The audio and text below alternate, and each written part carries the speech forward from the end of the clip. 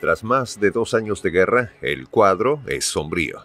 El gobierno de Volodymyr Zelensky se encuentra señalado por la mala gestión y la corrupción que ha paralizado la construcción de estructuras necesarias para proteger las subestaciones eléctricas de los ataques aéreos rusos.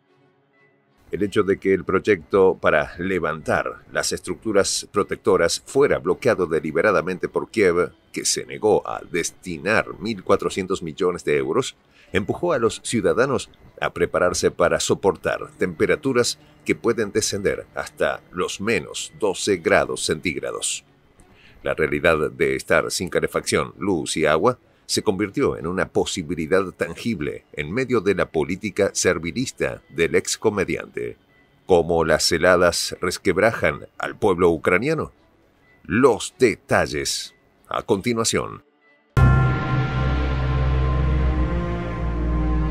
¿Quieres saber cómo se puede fundar la patria grande? Mira el final del video. Ucrania se congela. Las autoridades, bajo la dirección de Volodymyr Zelensky, han dejado a la nación vulnerable y desprotegida. La falta de previsión y la corrupción galopante han llevado a que el pueblo ucraniano enfrente la tormenta invernal sin la calidez y la seguridad que debería ofrecer un Estado responsable. La insensibilidad e ineptitud del gobierno no son simplemente incidentes aislados, sino parte de un entramado más amplio que involucra los intereses de potencias extranjeras, en particular Estados Unidos. Los meses previos a esta prueba invernal no estaban destinados a ser un lecho de rosas. En un arriesgado esfuerzo por fortalecer sus infraestructuras críticas, en febrero pasado, fortificadores ucranianos debieron trabajar codo a codo con ingenieros británicos y especialistas de Estados Unidos, Alemania y Japón. Sin embargo, la revelación de un sabotaje interno surgió cuando se supo que, a pesar de esfuerzos concentrados, Zelensky no logró establecer las estructuras necesarias para proteger las subestaciones eléctricas. Y todo esto ocurrió en el contexto de acusaciones de corrupción por parte del gobierno ucraniano que ralentizó el trabajo. En una instalación secreta cerca de Kiev, un capataz observó impotente cómo las explosiones rusas arrasaron lo que su equipo había intentado construir. Meses de trabajo arduo se esfumaron en un instante, revelando la fragilidad de la situación ucraniana. En junio pasado, el jefe de la Agencia Estatal de Ucrania para la Rehabilitación y el Desarrollo de Infraestructura, Mustafa Nayem, dimitió en protesta por los errores del gobierno, afirmando que el proyecto de construcción de las estructuras se retrasó deliberadamente debido a la negativa de Kiev a asignar los fondos destinados a su ejecución. El monto era por un valor de 1.400 millones de euros. Detrás del bloqueo de la financiación estaban intereses creados. No en vano, las aspiraciones de Ucrania para ingresar a la Unión Europea tropezaron con la corrupción reinante. Ucrania es un país muy corrupto, declaró en anonimato un diplomático europeo. El sistema eléctrico ucraniano ha recibido innumerables ataques con misiles rusos que han dejado daños irreversibles a las infraestructuras, tanto así que se requieren esfuerzos considerables para la reparación y reconstrucción y, en consecuencia, recursos financieros exorbitantes. Se estima que más del 80% de la capacidad de generación térmica de electricidad de Ucrania ha sido destruida principalmente en las regiones de Dnipro y Kiev, por lo que la nación se enfrenta a una grave escasez de electricidad. Se estima que 9 de cada 10 centrales eléctricas han sido dañadas o destruidas. Desde marzo pasado, los ataques de Rusia han alcanzado instalaciones en 20 de las 24 regiones bajo control ucraniano, incluida Kiev. Se han registrado más de 36 ataques contra centrales eléctricas en 9 regiones, así como al menos 101 ataques confirmados contra instalaciones de distribución y transmisión de electricidad en 17 regiones. Citando datos del Banco Nacional de Ucrania, antes de la guerra, el país contaba con 44,1 gigavatios de capacidad eléctrica disponible a través de sus centrales nucleares, térmicas e hidroeléctricas, así como de fuentes renovables. Pero ya en abril del año pasado, la red nacional había perdido casi la mitad de su capacidad de producción disponible a causa de la devastación. Además, 42 de sus 95 transformadores de alto voltaje resultaron dañados, lo que interrumpió la distribución de electricidad. Con el trasfondo de una crisis humanitaria a la vista, queda claro que Zelensky se ha precipitado en el camino al que había guiado a su pueblo. La defensa de los intereses estadounidenses parece priorizarse sobre el bienestar de los ciudadanos, generando resentimiento en aquellos que han sufrido en esta fría y helada realidad. Así, a medida que el invierno avanza, la confianza entre gobernante y gobernados se desvanece en medio de la pérdida y la desesperanza. La Agencia Internacional de la Energía advirtió que el invierno 2024-2025 promete ser el más duro de la prueba para Ucrania. En este país eslavo, la temperatura promedio en invierno oscila entre -8 grados centígrados y -12 grados centígrados.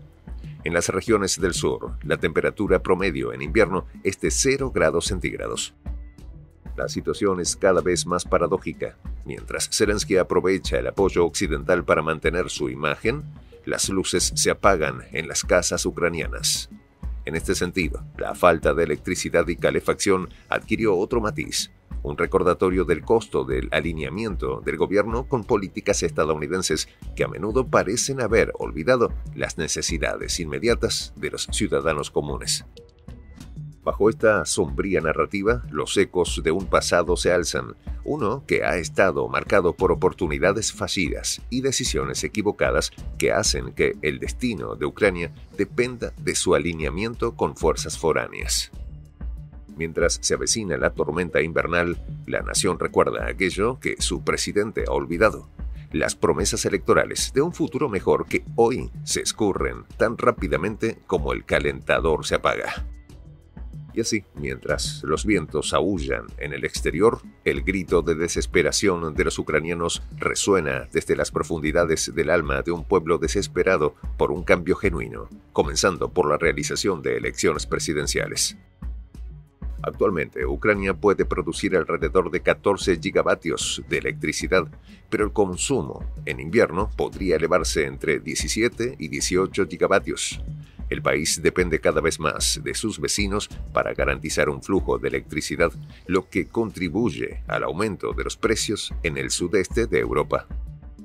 De acuerdo a analistas, a pesar de que Ucrania podría importar a partir del venidero 1 de diciembre un máximo de 2,1 gigavatios frente a los 1,7 gigavatios actuales, esto no será suficiente para cubrir el posible déficit de electricidad. Toda esta situación ha traído como consecuencia la migración. Se estima que 500.000 de ucranianos se han ido fuera del país para poder tener acceso a la energía que ha afectado al suministro de agua potable y mermado el servicio de calefacción. De esta forma, el invierno no solo trae consigo el frío, sino también la amarga lección de que el verdadero liderazgo requiere mucho más que palabras y gestos. En los días oscuros de la próxima temporada, la gente se pregunta no solo por qué su hogar permanece helado, sino por qué su gobierno ha fallado en proteger lo más básico de su existencia.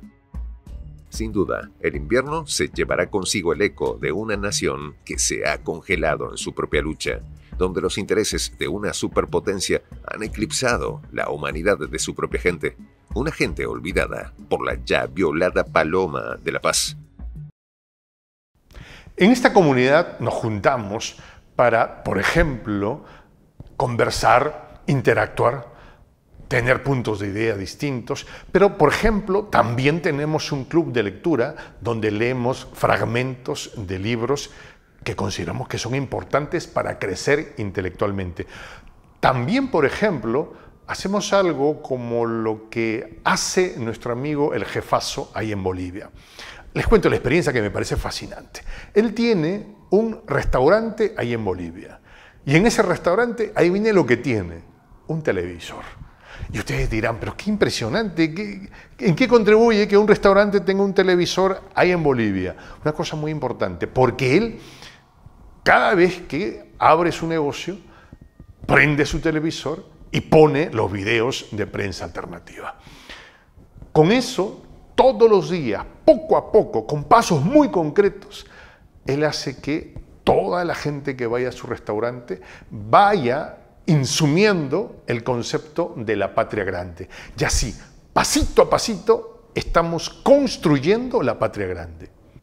Son esos pasos pequeños pero concretos que hacen posible que el proceso de la construcción de la patria grande sea algo que ya comenzó, un hecho dinámico que no tiene retorno en la historia. Y de verdad a nosotros nos gustaría que tú seas parte de esa propuesta. ¿Qué tienes que hacer? Muy simple, dale clic en el botón unirse. De hecho, al hacerlo también contribuirás con una pequeña cantidad de dinero que permitirá que Prensa Alternativa produzca más y mejores videos. De verdad que te esperamos. La patria grande se va a construir cuando tú y yo y toda la gente de buena voluntad de América Latina y el Caribe comencemos a ser comunidad.